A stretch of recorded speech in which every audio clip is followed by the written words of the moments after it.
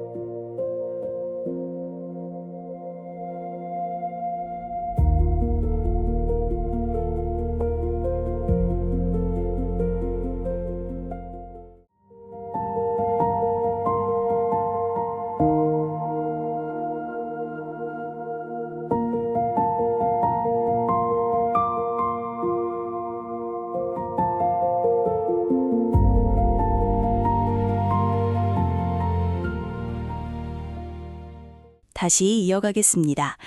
방금 들은 음악처럼 인공지능도 잠깐 쉬었다가 보면 더 또렷하게 보입니다. 이번에는 구글이 만든 노트북 LM 이야기를 해볼게요. 이 도구는 다른 AI랑 성격이 좀 달라요. 보통 AI한테 뭘 물어보면 인터넷 어딘가에서 정보를 긁어와서 대답하잖아요. 노트북 LM은 그렇게 안 합니다. 내가 직접 올린 자료만 보고 대답해요. 내가 준 것만 본다. 시험 범위 딱 정해주면 그것만 공부하는 학생 같네요. 비유가 정확해요. 교과서 PDF, 회의록, 내가 적은 메모 같은 걸 올리면 AI가 그 안에서만 답을 찾아요. 그래서 AI가 없는 얘기를 지어내는 환각 문제가 크게 줄어듭니다. 예를 들어 다른 AI한테 우리 학교 휴대폰 사용 규정을 물어보면 일반적인 학교 규정을 추측해서 답하거든요. 그러면 우리 학교 학생 규정집을 올리고 같은 질문을 하면요? 정확히 그 문서에 적힌 내용을 바탕으로 답해줍니다. 발표 자료 만들 때 특정 자료에 근거한 정보가 필요하면 노트북 LM이 딱이에요. 그리고 긴 문서를 넣고 핵심 논점을 3가지로 정리해달라거나 통계 수치만 모아서 표로 만들어달라고 할 수도 있어요. 저는 보고서 읽다가 3쪽 넘어가면 집중력이 흐려지는데 AI가 대신 정리해준다니 솔깃하네요. 인포그래픽 쪽도 재밌어요. 역사적 사건 흐름이나 과학 실험 과정을 글로 넣고 이걸 타임라인 형태의 인포그래픽으로 만들고 싶다고 하면 AI가 구체적인 배치 방법을 알려줘요. 왼쪽에 첫 번째 단계, 화살표로 연결해서 두 번째 단계, 색상은 점점 진하게 하라는 식으로요. 직접 그려주는 건 아니고 어떻게 만들라고 코치를 해주는 거군요. 맞아요. 그 지침을 받아서 다른 디자인 도구에서 실제로 만드는 거죠. 그런데 노트북 LM의 독특한 기능이 따로 있어요. 오디오 오버뷰라는 건데 내가 올린 자료를 바탕으로 2명의 AI 진행자가 라디오 방송처럼 대화를 나눠요. 잠깐, 그러면 지금 저희가 하는 이 방송도 노트북 LM이 만든 거 아니냐는 의심이 갑자기 드는데요. 그건 비밀이에요. 아무튼 이 오디오를 들으면 내 자료가 다른 사람한테 어떻게 전달되는지 객관적으로 파악할 수 있어요. 발표 전에 내가 준비한 내용이 잘 전달될지 미리 확인하는 용도로 쓰기 좋습니다. 실제로 발표 준비할 때는 어떻게 쓰면 될까요? 예를 들어 한국의 고령화 사회를 주제로 발표한다고 해볼게요. 통계청 보고서랑 신문 기사를 노트북 LM에 올립니다. 그 다음에 충격적인 통계 3가지를 뽑아달라. 고령화 원인을 자료에 근거해서 설명해달라. 청중이 궁금해할 예상 질문 5개를 만들어달라. 이렇게 물어보는 거예요. 여기서 꿀팁이 하나 있는데요. 노트북 LM으로 자료를 분석하고 핵심을 정리한 다음 그 내용을 다음 시간에 배울 감마 AI에 넣으면 세련된 슬라이드가 나옵니다. 노트북 LM이 정확한 내용을, 감마가 예쁜 디자인을 맡는 역할 분담이죠. 한계는 없나요? 너무 완벽하게 들려서 오히려 불안한데요. 있죠. 내가 올린 자료 밖의 정보는 전혀 몰라요. 최신 뉴스가 필요하면 젠스파크 같은 도구를 따로 써야 합니다. 노트북 LM은 내가 가진 자료를 깊이 파는 도구이고 젠스파크는 인터넷에서 정보를 찾아오는 도구예요. 성격이 다르니까 상황에 맞게 골랐으면 됩니다. 자, 이번에는 감마 AI 차례입니다. 앞에서 클로드로 내용 정리하고 노트북 LM으로 핵심을 뽑았잖아요. 이제 그걸 진짜 슬라이드로 만들어야 하는데 감마가 바로 그 역할을 합니다. 슬라이드 만들기가 제일 귀찮거든요. 새벽 3시에 파워포인트 붙잡고 글자 크기 맞추다가 잠든 적이 한두 번이 아닙니다. 그 고생이 끝납니다. 감마 웹사이트에 들어가서 발표 주제를 텍스트로 입력하면 돼요. 예를 들어 인공지능의 역사라고만 쓰면 감마가 알아서 목차를 제안합니다. 괜찮으면 생성 버튼 누르고요. 그러면 눈앞에서 슬라이드가 한 장씩 만들어집니다. 글자만 채우는 건 아니겠죠? 글자만 빼곡한 슬라이드는 발표가 아니라 독서잖아요. 그렇죠. 감마는 입력한 내용을 분석해서 어디가 제목이고 어디가 핵심 포인트이고 어디가 보조 설명인지 스스로 파악합니다. 글자 크기랑 위치도 조정하고 배경색이랑 글자색도 맞추고 거기에 어울리는 이미지까지 찾아서 배치해줘요. 그럼 제가 새벽까지 한 그 노가다는 뭐였던 겁니까? 수정도 재미있어요. 만들어진 슬라이드가 마음에 안 들면 채팅하듯이 말하면 됩니다. 3번 슬라이드를 좀 더 간결하게 만들어줘. 전체적으로 밝은 색상으로 바꿔줘. 이 부분은 표로 정리해줘. 이렇게 말하면 감마가 바로 고쳐줍니다. 파워포인트에서 텍스트 상자 하나 옮기려고 마우스 떨면서 클릭하던 시절이 떠오르네요. 수술하는 기분이었거든요. 감마는 블록 방식으로 편집합니다. 레고 쌓듯이요. 이미지를 넣고 싶으면 이미지 블록을 끌어다 놓고 화면을 세 칸으로 나누고 싶으면 레이아웃 버튼 한 번이면 됩니다. 디자인 감각이 없어도 깔끔한 정렬이 유지돼요. 유튜브 영상 같은 것도 넣을 수 있나요? 발표할 때 브라우저 왔다 갔다 하면 좀 어수선하잖아요. 됩니다. 유튜브 영상 링크를 넣으면 슬라이드 안에서 바로 재생할 수 있고요. 웹사이트 링크를 넣으면 미리 보기도 보여줍니다. 그리고 AI 이미지 생성 기능도 내장되어 있어서 미래 도시를 배경으로 한 그림을 넣어줘 하면 AI가 직접 그려줍니다. 저작권 걱정이 없는 거죠. 완성된 슬라이드는 어떻게 가져오나요? 학교 컴퓨터에 감마가 안 깔려 있을 텐데요. 파워포인트 파일로 다운로드하면 어디서든 열 수 있고요. PDF로 저장하면 인쇄용으로 좋습니다. 웹링크로 공유하면 파일 없이 인터넷 주소만 보내도 되고요.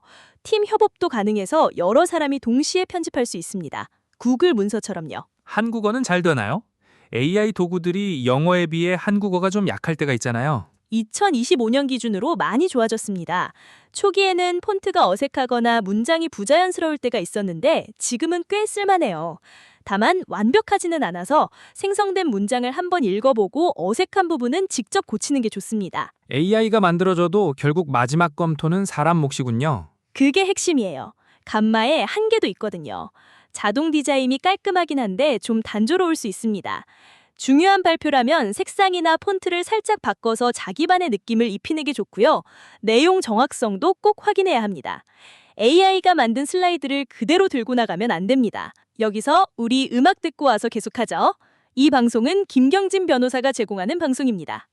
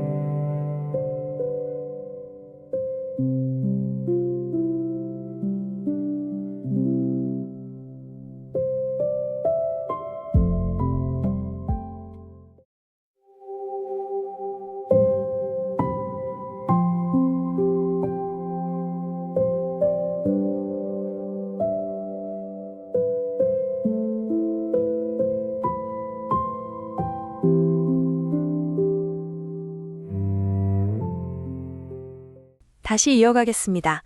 방금 들은 음악처럼 인공지능도 잠깐 쉬었다가 보면 더 또렷하게 보입니다. 나노 바나나 프로요? 이름이 왜 이렇게 귀여운 거예요? 바나나 먹으면서 만든 건가? 이름은 좀 장난스럽죠? 근데 성능은 진지합니다. 구글 딥마인드에서 만든 AI 이미지 생성 모델이에요. 그림을 그려주는 건 기본이고 인포그래픽까지 만들어줍니다. 이미지 생성 AI는 전에도 있었잖아요. 뭐가 다른 건데요? 핵심은 글자예요. 예전 AI한테 칠판에 열심히 공부하자라고 써달라고 하면 글자가 외계어처럼 나왔거든요. 기억이랑 히읗이 뒤섞이고 글자 반이 빠지고. 나노 바나나 프로는 이걸 해결했어요. 한글이든 영어든 이미지 안에 글자를 정확하게 넣어줍니다. 아, 그거 진짜 답답했어요. 포스터 만들어달라고 했더니 제 이름도 못 쓰더라고요. 그렇죠. 그래서 발표 슬라이드 표지나 제목 슬라이드 만들 때 유용해요. 텍스트랑 그림이 자연스럽게 어우러진 포스터 느낌의 이미지를 바로 뽑아줍니다. 두 번째 강점은 인포그래픽 자동 생성이에요. 복잡한 과정이나 숫자를 글로만 설명하면 머리가 아프잖아요. 이 데이터를 보기 좋은 차트로 만들어줘. 이 과정을 단계별 그림으로 그려줘. 이렇게 말하면 전문 디자이너가 만든 것 같은 결과물이 나옵니다. 저는 그래프 하나 넣으려고 도형 끌어다 놓고 색 바꾸고 정렬하다가 2시간 날린 적 있어요. 세 번째는 스타일 유지예요. 첫 장에서 파란 로봇 캐릭터를 만들었다고 해볼게요. 나노 바나나 프로한테 이 로봇이 슬라이드마다 나오게 해달라고 하면 설명하는 모습, 질문하는 모습, 기뻐하는 모습을 같은 그림체로 그려줘요. 배우 한 명이 장면마다 연기를 바꾸는 것처럼요. 오, 그러면 발표에 스토리가 생기겠네요.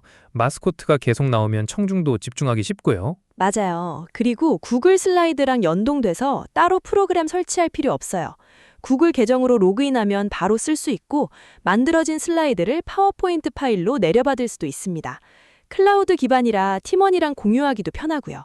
한계 같은 건 없나요? 아직 베타 형태로 제공되는 경우가 있어서 접근 권한이 필요할 수 있어요. 그리고 생성형 AI 특성상 아주 가끔 부정확한 정보가 섞여 나올 수 있으니까 인포그래픽 안에 들어간 숫자나 내용은 발표자가 꼭 확인하셔야 합니다. AI가 만든 그래프 숫자가 틀리면 발표 중에 교수님이 딱 그걸 물어보실 것 같거든요. 교수님은 꼭 그런 걸 찾아내시죠. 그러니까 AI가 만든 건 초안이다. 검토는 내가 한다. 이 원칙을 꼭 기억하시고요. 오늘 2장에서 클로드, 젠스파크, 노트북 LM, 감마, 그리고 나노바나나 프로까지 5가지 도구를 살펴봤습니다. 이걸 다 외울 필요는 없어요. 다음에 발표 준비할 때 하나만 떠올려 보세요. 내용 정리가 막히면 클로드를 열고 슬라이드 디자인이 고민이면 감마를 켜고 멋진 인포그래픽이 필요하면 나노바나나 프로를 불러보는 겁니다. 도구는 조수일 뿐이에요. 청중 앞에 서는 건 여러분이고 전하고 싶은 이야기를 가진 것도 여러분입니다. 그 이야기를 빛나게 해줄 조수를 하나씩 써보시길 바랍니다.